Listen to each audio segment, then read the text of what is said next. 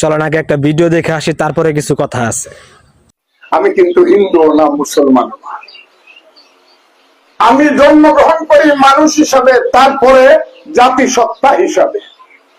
এরপরে 7 দিন পরে আমার মা বাবা মৌলভী হিসাবে ডাহে। আমি মুসলমান হইলে আমার ছেলে হইলে আমার বাবার নামটা রেখে দিয়ে যান। ওই যে দিন থেকে আকিকা করলো, নাম রাখলো, সেই দিন থেকে আমি মুসলমানের ঘরে জন্মগ্রহণ করার কারণে মুসলমান হইলাম।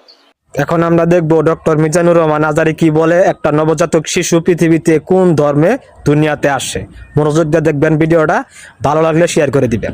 সব বাচ্চারা যখন জন্মায় মুসলমান হয়ে জন্মায়, সুবহানাল্লাহ পড়েন। হিন্দুর ঘরেও যে বাচ্চাটা জন্মায় কি হয়ে জন্মায়? খ্রিস্টানের ঘরে যে জন্মায় কি হয়ে জন্মায়? সুবহানাল্লাহ পড়েন। পরে মা বাবা তার ইহুদি বানায়, খ্রিস্টান বানায়, নাসারা বানায়। তাহলে এই ধর্মের একটা বৈশিষ্ট্য হচ্ছে দ্বীনুল ফিতরা, এটা স্বভাব সুলভ ধর্ম।